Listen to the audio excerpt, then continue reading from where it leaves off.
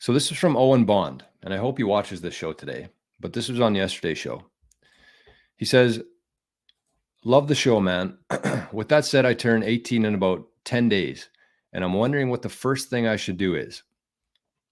I've been interested in Bitcoin for a while, and my parents are against it, so they wouldn't set up an account for me. But now that I'm going to be 18, I can, and I just want to know what you would do as a first course of action when getting into Bitcoin. First of all, give your parents give your parents 2 big GFYs and say, I can't believe you stopped me from investing in the best asset that's ever existed. That's number one. But then number 2, this is what we're going to do. So most people, and I'm guilty of this myself. When people ask, how do I get into Bitcoin? How do I buy some Bitcoin? Usually what you say is you send them to an exchange, you tell them to load it up with some funds, and then you kind of just get them to move it off there. That's the first step of action, is moving it off the exchange, setting up a wallet, but then you just kind of leave it there. And so they bought Bitcoin, they went through the whole KYC process, they scanned their driver's license, and then they sent Bitcoin, and they don't really understand what exactly happened there because they didn't have to do anything. The exchange made it very easy for them to do.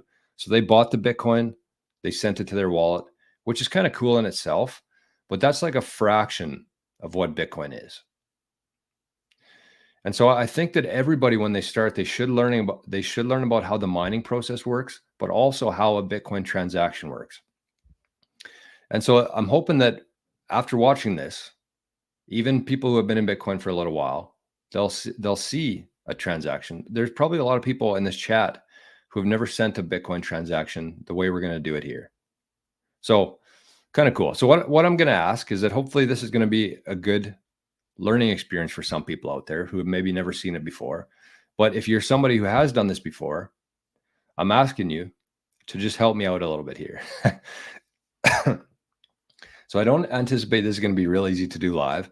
So if I miss anything throughout this process, maybe just leave a comment or put a comment in the chat and I'll bring it up on the screen, because I'm guaranteed to miss some parts of this. So I'm just hoping that people out there, if you can give some tips that I maybe missed, I'd appreciate that. So let's get to it. I'm going to bring up Sparrow Wallet. And so this is what I want everybody to kind of start with the Sparrow. Actually, before we do that, I'm going to bring up the mempool, because this is what we talk about every day on this show, the mempool. This is how the show starts every day. And so once we go through this, we're going to be able to see how this all works.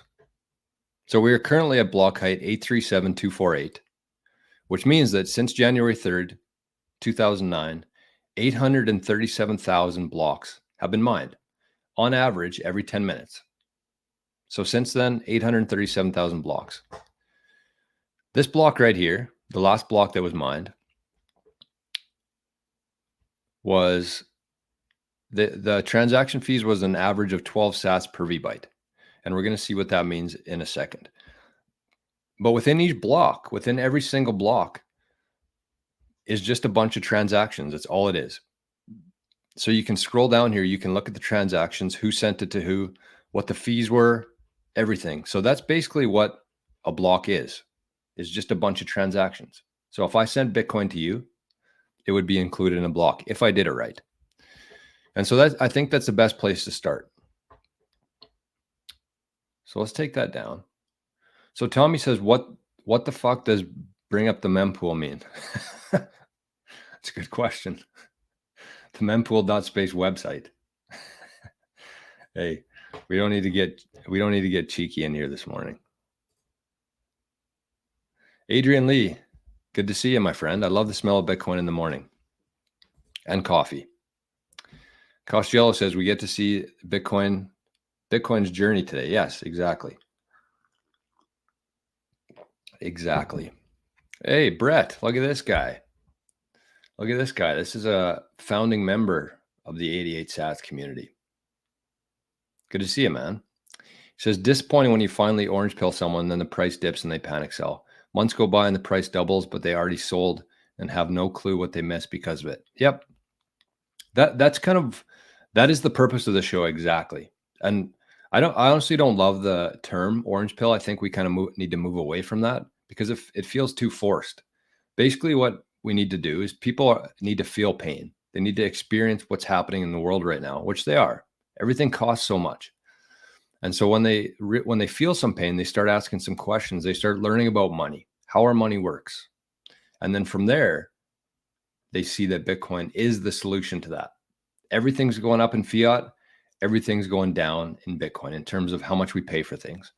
So that is a great point. And I hope that once people see exactly what's happening here, they might think twice about just looking at it as purely speculative asset, something that they're hoping the price goes up, instead of freedom money, which is what it is. So let's bring up Sparrow here. This is what we're going to do. And let's hope that this works. I'm going to bring it up over here. So you're going to have to bear with me here a little bit because it's going to take some navigating back and forth. So this is the Sparrow wallet. And you can go, I will leave the link in the description below for the Sparrow wallet. Very easy to find. All you have to do is download it onto your desktop. You can use Mac or PC. There's both options on there. So I'll put a link in the description below. If you want to, this is the best wallet. This is the best Bitcoin wallet that exists. So before we get to here though, this is kind of what's going to happen. If you're somebody who's just getting into it, this is what you're going to do. So you're going to start with some money. You have some free cash. You're going to send that money. First of all, you're going to register for an account on an exchange, whatever that exchange is in your country. In Canada, I highly recommend Bull Bitcoin. They are the best. There is no second best in Canada for Bitcoin exchanges. So I'm going to leave a link in the description below as well for that. You can use a referral code. You can get $20 free Bitcoin for signing up with that link. But all you're going to do is simply send them an e-transfer. Once you've registered for an account, send them an e-transfer. You buy Bitcoin with that. You basically exchange it with Bull Bitcoin, dollars for Bitcoin. And before you can move it anywhere, you actually have to have a wallet set up. So the first thing you're going to do is actually download a Sparrow wallet, get that set up. It's pretty easy to do. If you need help with that, you can either shoot me an email or you can probably find something for free on YouTube in terms of using the Sparrow wallet. So set up Sparrow, sign up for an account on an exchange, Bull Bitcoin here in Canada, e-transfer them some money, and then you exchange that for Bitcoin. And then you're going to send that Bitcoin to the Sparrow wallet. And that's kind of where we're going to start because we're just going to do a full transaction here. And it's the exact same thing when it happens from Bull Bitcoin as well, but you don't have to worry about the fees because they're free when you send it off the exchange. So I had to yesterday. Sounds like my computer's running pretty hot here, so hopefully it's not too choppy. So I had to do something I don't love doing yesterday to set up for the show. But I had to send a couple small UTXOs because I want to show the whole thing here. So this is what we're going to do. In Sparrow, you have all the functionality in here. This is the best wallet because you can see all the UTXOs. So every time you send Bitcoin from an exchange like Bull Bitcoin to a wallet, that creates a new UTXO. And so you can see here that I have two UTXOs within this wallet, one for 100,000 sats and one for 94,000 sats. So these are two different transactions that I sent from Bull Bitcoin into the wallet, which created two UTXOs, which stands for an unspent transaction output. Don't worry about the slang here. Just worry about every time you send Bitcoin from an exchange to a wallet, that creates a new UTXO. So what we're going to do here is I'm actually going to consolidate these two. So I'm going to combine these into one UTXO, and that's what you can do. That's what you should do if you have a bunch of UTXOs in your wallet. And if you're using something other than Sparrow, you might not even know how many UTXOs you have. And it could set up for a lot of pain in the future if you have a lot of UTXOs, because when you go to consolidate that, you have to pay a fee, a transaction fee for every single UTXO that you're consolidating there. So That's kind of a separate conversation. We'll save that for the end maybe, but this is what we're going to do. So first of all, you can do this all within the same wallet. I'm going to go to receive. So you can see here that this is a brand new address from Sparrow within this wallet. So it says last used was never, which is good. That's what you want. And I'm going to label this consolidation.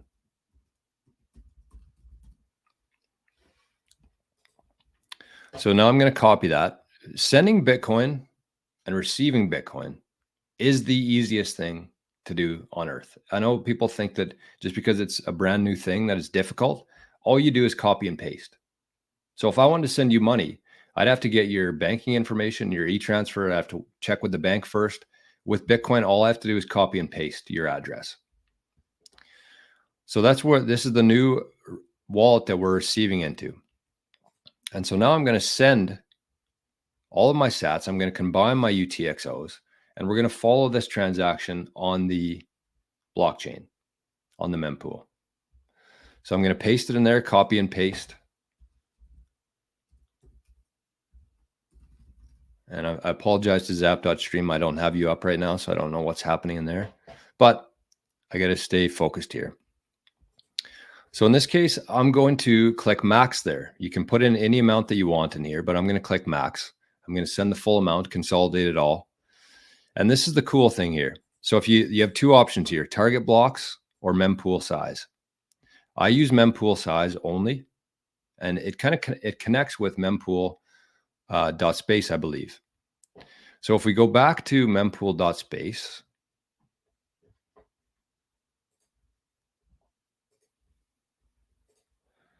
and we're going to look at the fees here on mempool.space. This is what you want to look at. So you can see this next block that's about to be mined. These ones in purple over on the right side have been mined. The ones on the left here, this is the mempool. These are the transactions that are waiting to be confirmed. So I look at this and I see that the next block looks like it's going to be about 8 sats per VByte. So that's what you want to look at. What's the fee on this to get into the next block? So now we go back to the wallet. And I knew that this was going to be kind of a pain in the ass to jump back and forth to, but that's okay. So now we go back to the wallet, and we can see here that the fee, since Sparrow is connected to mempool, you can see that they're suggesting about a fee of 10 sats per VByte. So because I do want this to get into the next block, I want to set it as a high priority. And with the priority, the one thing to keep in mind is how fast you want to send it. So you kind of got to look at this a couple different ways. The first one that is if you're just sending Bitcoin to yourself, if you're just consolidating UTXOs, which I'm doing here, then you can wait a while. I mean, you can wait. I would set the transaction fee to be low, save some sats, and it should eventually get picked up. If you're, let's say the crypto heathen is selling his motorcycle in a parking lot somewhere for Bitcoin. He wants to make sure that that transaction is confirmed before they leave the parking lot. So he wants to tell the guy to set a very high priority there. He wants to make sure that it's done in 10 minutes. He doesn't want to be sitting in the parking lot for a couple hours waiting for that transaction to go through. So he's going to set a high priority on that one. So that's kind of the scale that I would use is just how fast do you want this thing to be confirmed? Because once I send this transaction here, what it's going to do is it's actually going to go into the mempool. And in that mempool, it's not going to get put into a block until your transaction fee is high enough. So keep that in mind. The faster you want it to be confirmed, the higher the fee that you're going to set on it. So in this case, because we're live on the internet, I'm going to set this as a high priority, 10 sats per VByte. I don't want to waste too many sats here. So you can see that my fee on that is 1,770 sats, which is a donation to the Bitcoin Journey community going through this. So you can see that it's coming from both my UTXOs. It's going into a new consolidated wallet, and it's taking a fee off it. So you can see the flow here on Sparrow as well. Like I said, the Sparrow wallet is the best wallet to be using just for this, to see it all happen. So now I'm going to go to everything looks good. I got my address in there, my receive address. my label. I'm sending all my sats, and I'm paying a fee of $17.70 for a high priority. And now let's create this transaction, finalize it for signing. Everything looks good. And now we're going to sign it. So I've signed the transaction, and now what I'm going to do is broadcast it. So once I click broadcast, this transaction is going to go into the mempool. It's going to be broadcast out to every single person on Earth who's running a Bitcoin node. So that's what broadcast means. It goes out to the entire world. Every person running a Bitcoin node is going to see this transaction in the mempool. So let's broadcast it.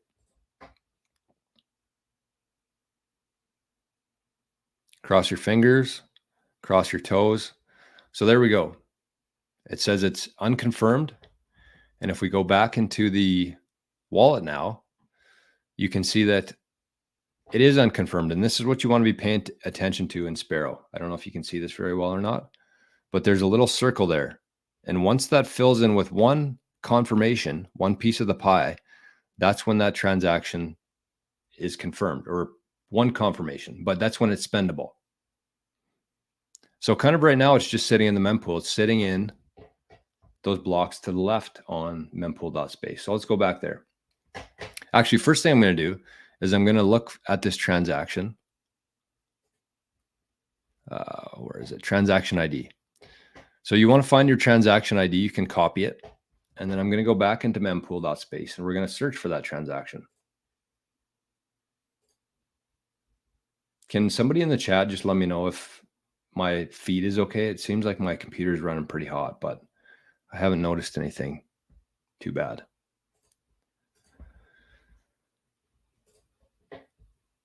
So we're going to go back to mempool now. And I'm going to paste this. So at the top here, you can see it says, explore the full Bitcoin ecosystem. So I'm going to paste my transaction ID into there, and we're going to search for it. So you can see the transaction. It says it was first seen 2 minutes ago. Its estimated time of arrival is about 9 minutes. The features I used were SegWit and RBF. And I'm going to talk about RBF in just a second here. I paid a fee of $17.70 or $1.19. And the fee that I set was 10 sats per VByte. And you can see the flow here. So this came out of one UTXO. This came out of one UTXO. This is the fee at the top. And then this is going into my new wallet, into one single UTXO. So there's my wallets. There are the addresses that it came from, 1, 2, and got put into this new address, consolidated, now has one UTXO. So now we're just going to wait. I'm going to put on some elevator music, and we're going to wait. Just kidding. But I do have a couple things to mention here. So first of all, I think the first thing to notice there is that I didn't have to ask anybody to do that. I didn't have to check in with anybody to send that transaction. I didn't have to ask my bank if I'm allowed to send that transaction. I just did it. And that's, in that case, I sent it to myself. I was just managing some UTXOs. If you have two UTXOs, it's probably not a big deal. I just kind of did it for presentation purposes. But if you are somebody who has like 20 UTXOs or more, and if you don't know how many UTXOs you have, I would consider downloading the Sparrow wallet, putting your private key into there, and it should be able to show you all your UTXOs that you have. And the time that you want to be consolidating UTXOs is when the fees are low, like right now. This is the lowest I've seen them in a while. Oh, and I just see that the next block just bumped up to 11 sats per VByte. It says minimum of 8. I don't know if you can see this very well or not on here, so I'll see if I can zoom. Yeah, you can. So there you go. You can see there that the average transaction in this next block is 11 sats, but the minimum that's being picked up is 8. So my transaction, I set it at 10 sats per VByte. So I still should be okay. And if not, there is something else you can do in Sparrow to bump that up. So we're just going to keep waiting for it. Oh yeah, of course it's going to go up. It's at 12 sats now. So this is kind of the fun part about the mempool, is that you watch this next block whenever you send a transaction. This is what you're paying attention to right here. And you don't want it to go up on you, because my transaction is still over here in the mempool. And until my fee is high enough to be put into a block, it's going to sit there forever. Not forever, but for a while. So that is that. That's the permission part of that. And so the second part I wanted to talk about in this is I wanted to share a quote from Michael Saylor. So his quote, and I saw this morning as well, is that in time, everything before Satoshi will be viewed as BS. In time, everything before Satoshi will be viewed as BS. And I want you to think about that, because within these Bitcoin transactions, you can include data on there. Every Bitcoin transaction is just data. That's all it is. And so the more data you have in that transaction, the more it's going to cost you, right? So 1 UTXO is a very small amount of data, so it doesn't cost you very much. 20 UTXOs is a bunch of data, so it's going to cost you more to send that transaction. And when the fees are higher, it's going to cost you a lot more to send that transaction.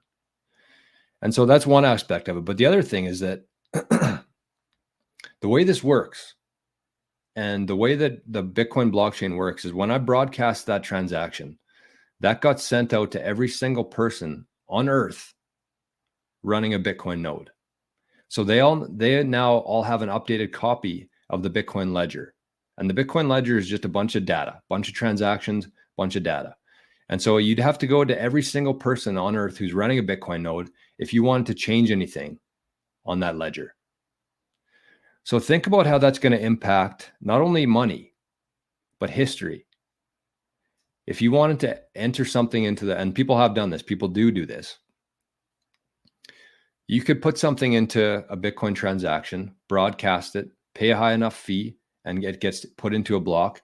And that piece of information, that transaction, is going to live on every single person on Earth's Bitcoin node forever. So that's why they call it immutable, is because once you broadcast that, there's absolutely no way for you to change that unless you had enough Bitcoin, enough mining power to be able to take over the network, go back, change that transaction, and then that's where it starts from there. But we know that that's not possible, just based on the fees. That would have been possible maybe back in 2010, but it's not possible in 2024.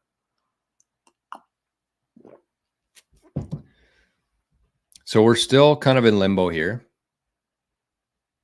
As I figured this was going to happen, every time you want to do something on live internet, it takes longer than you want to. And I see that the fee now is 13 sats per vbyte, but this might also be a good learning experience for us, because we might be able to use the RBF. And so the RBF feature within Sparrow, a lot of wallets don't have this. And this is why I love using Sparrow, because this means replaced by fee, RBF. And so what that means is that if I see this, and they are getting away from me now. So this next transaction is now 14 sats per vbyte. I set mine at 10. And so normally if you weren't using Sparrow here, you would just have to sit and hope that the fees went low enough where your transaction would be picked up. But because I used RBF, I can actually go in here and I can bump up my fee, broadcast it again, and I can get put into the next block. And I think I'm actually going to do that, because actually I'm going to wait. I'm going to wait and see what happens here. So let's check on the chat here while we wait. I don't want to miss this, because I want it to see it get picked up on mempool. But Ballsy Golf has jumped over to YouTube. I apologize to Zap.stream today. I can't see you right now, but I know you're there. So Ballsy Golf is over on YouTube now. Says all's working. Thanks for the step-by-step show. I think it's important. Oh, what happened there? Nothing. Looks like we're close. I think this is important. Nimlord says, did you hear that Bull Bitcoin is pulling the plug on non-KYC Bitcoin? Yes.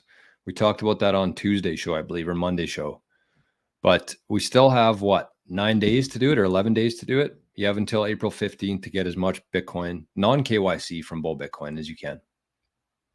But with or without non-KYC Bitcoin, like I said, I still, yeah. So you can see here, I'm going to zoom in again. You can see here that the fee now is 15 sats per VByte on average. Oh, that was too big.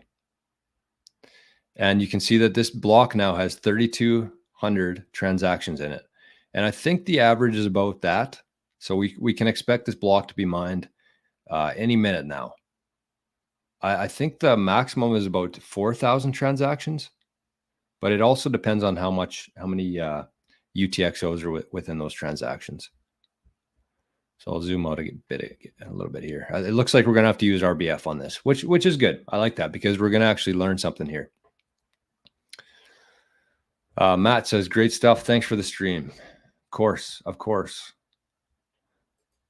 Frenchie Montana apparently spent over 30,000 to put his MP3 on Bitcoin. Interesting.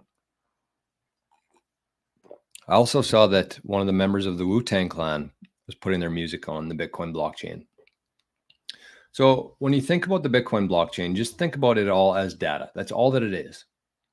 And every time you go to send a transaction, the more data within your transaction you have, the higher fee you're going to pay to get into that block, because each one of these blocks only has so much space within it.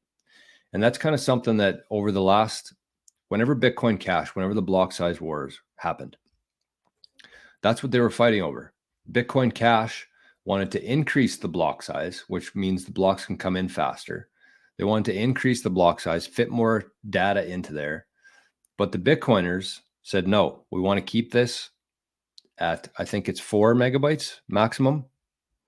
And I don't know what the Bitcoin Cash one is, but I think that it was a very good idea to limit the block space, because then you create supply and demand.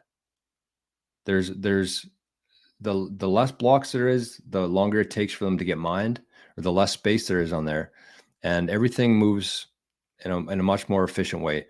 That's why, you know, the difference between layer 1 and layer 2 is that this is layer 1. This is Bitcoin. It's more expensive to use, but it's much more secure. It's a little bit slower, obviously. We've already been here for about 10 minutes now. But this is what you get. You get a transaction that gets broadcast out to every single person running a Bitcoin node. It's immutable. And so I think that this is what's going to replace bank wires in the future, because this is essentially what a bank wire is, except in this case, you don't have to check with the bank. You don't need the other person's routing number. You don't need the approval of both banks. You don't need all that information. All you need is their Bitcoin address.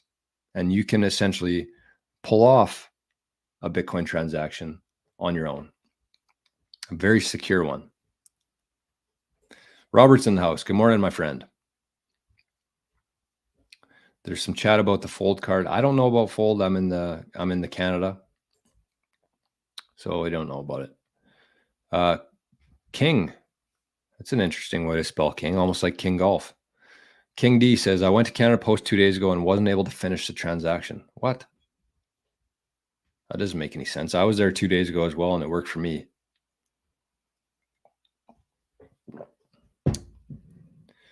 So Crypto Heathen says, how do you know when your transaction was accepted and confirmed?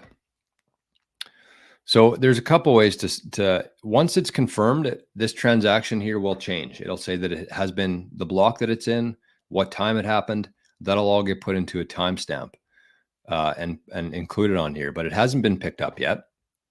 It looks like this is taking a while.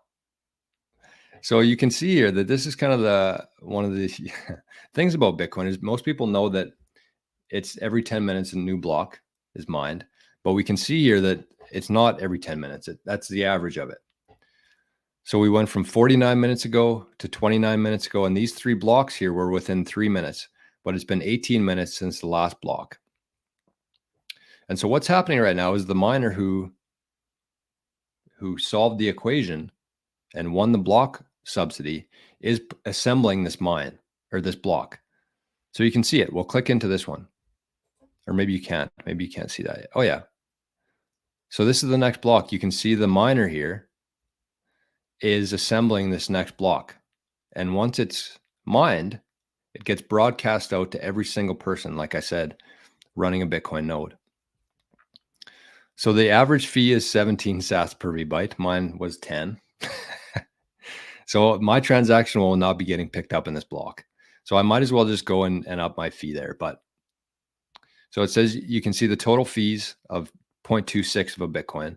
All of these fees here go to the miner who mined the block, who solved the equation.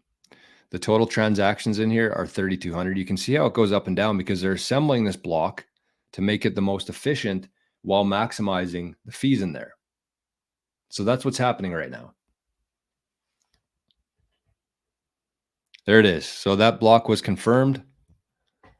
My transaction was not picked up. Damn. So what we got to do now, is we got to go back to Sparrow and we got to increase our fee. Or we can wait. I'm going to maybe just see what, no, I'm not.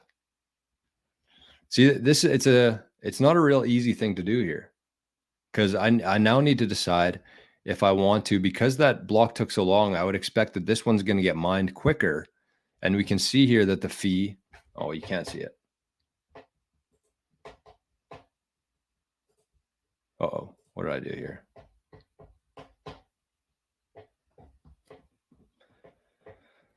What did I do now?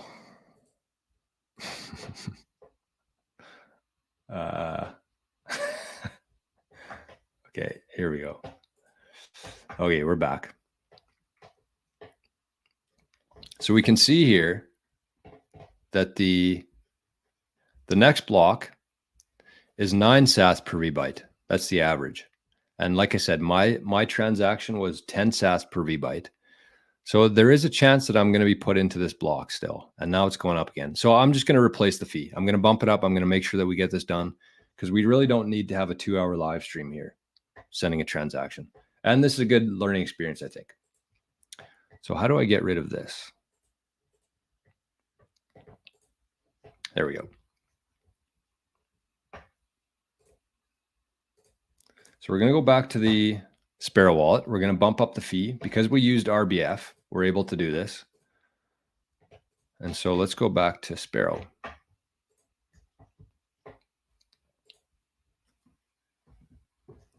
So now what we're going to do is I'm going to go back to this transaction. So you can see here that that was not picked up by the block. None of my pieces of the pie have been filled in. So I'm going to go to this transaction. I'm going to bump up the fee. I'm going to put it to, I'm going to spend some more sats here, but I want to make sure that this gets put into the next block. So I'm going to bump up this fee to be 13 point, we'll go 14. I'm spending 2,500 sats here to do this. So this is the RBF feature. You can see here at the top, it says consolidation replaced by fee. So they know that I'm bumping up the fee here. So I'm going to create it. I'm going to finalize it. I'm going to sign it. And I'm going to broadcast it. So now let's see what happens. Rick says, I'm definitely going to rewatch this. That's the reason why I wanted to do this today, actually, is because it's fun and exciting to see it live. But I do think that there's going to be a lot of people, once they see this, once they see how the whole thing works here. Actually, I shouldn't be talking too much. I need to get back to the mempool.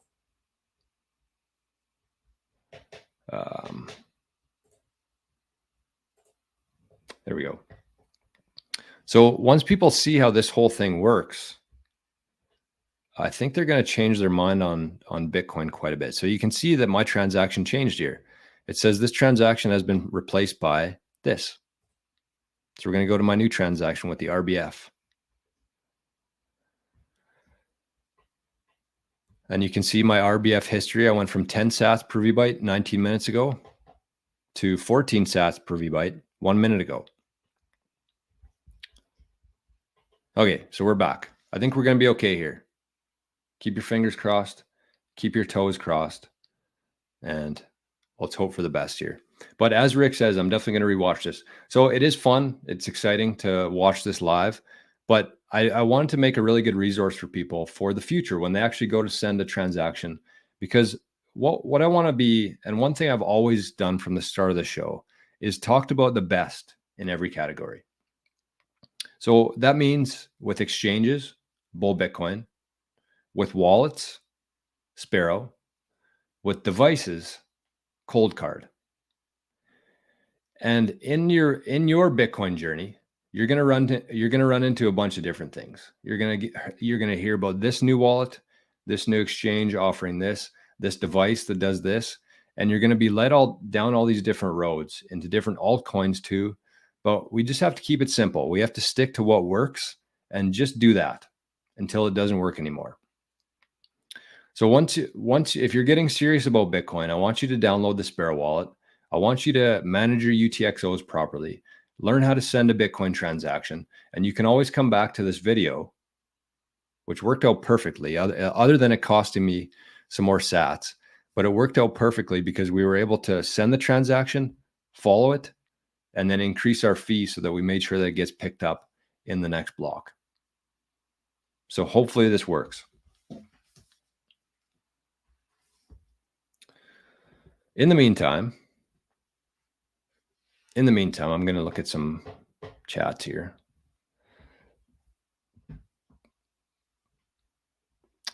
King says, yeah, no doubt. What happened here? I saw a good comment. Apply this to elections. Verifiable. This will be applied to elections. It will be applied to history, just because of how it works. The whole system here and how this works is that another aspect of this. Oh, the fees are going up again. What are we gonna do if I have to replace it again? I've never done 2 RBFs before. So kind of behind the scenes, even further into this transaction, is all of these miners, every single person who's running a Bitcoin miner right now, they're contributing their power to the Bitcoin network. That's what hash power is. Every time you plug in a miner, that increases the hash power. Every time you unplug a miner, it decreases the hash power. And so what these miners are trying to do is they're essentially trying to solve the equation to be able to mine the next block. And the more power you have, the more electricity that you're adding to the network, the higher your chances are of mining that next block. And the reason why there's only one person who can mine the block is because, could you imagine if there was like 20 different people who are trying to assemble the next block and they were broadcasting it out to a bunch of different places?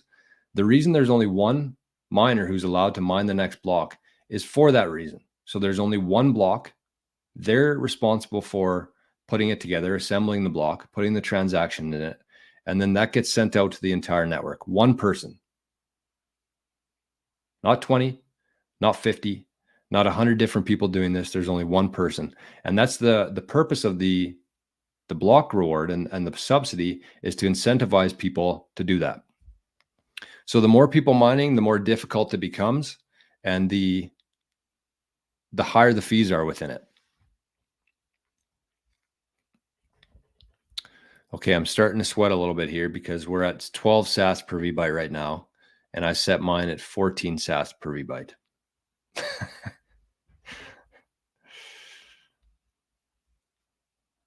So King says, I don't really want to spend or send any. Personally, I'm just stacking for 10 or 20 years. And that's fine. That's fine. But even with this, it really depends on how you're buying your Bitcoin.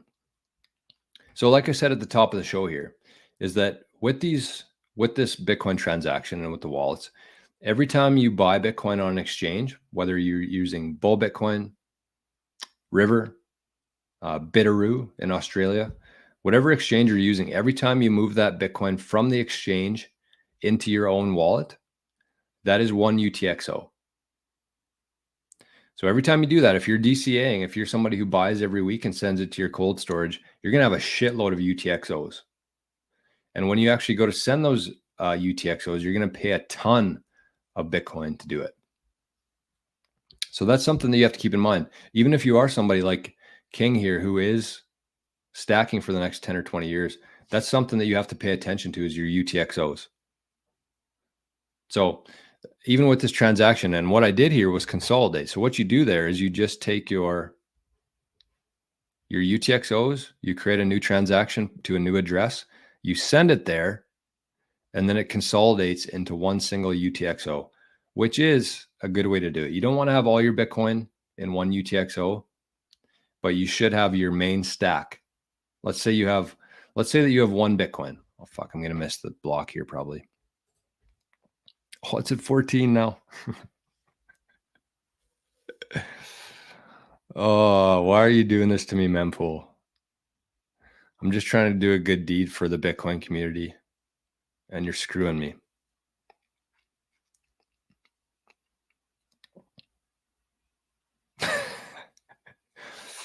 Oh, shit. How did I know that this was going to happen? What should we do now? That's the question. Do we bump up the fee again?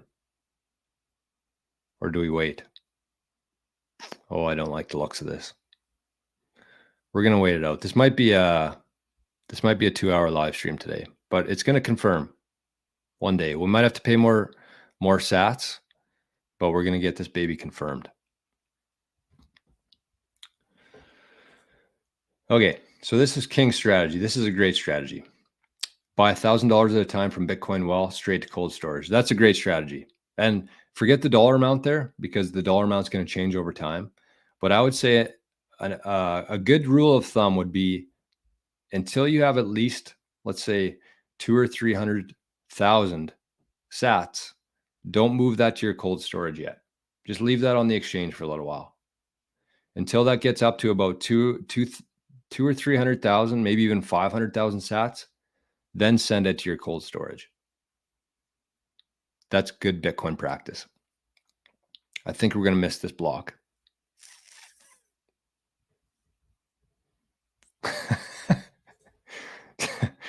Johnny says, call Craig Wright and ask him what to do. This is part of Bitcoin. And the reason why we're able to do this, we're not checking with the bank. I'm not on the phone with my bank asking them what to do. I'm figuring this out myself. And so with Bitcoin comes a lot of responsibility. With that responsibility comes freedom. So it is a trade-off, but the more you do this kind of stuff, the more you familiarize yourself with this. Wow, I don't know why that word was so hard to say, but the better off and more comfortable you're going to be doing it. So I want you to, number one, bookmark this video. If you are somebody who's kind of unfamiliar with this process, then bookmark this, save it. And if you have any friends who are in Bitcoin who might not really be aware of this stuff, I want you to send it to them and just tell them it's going to be an hour long. It's kind of entertaining because we got screwed over a couple times here.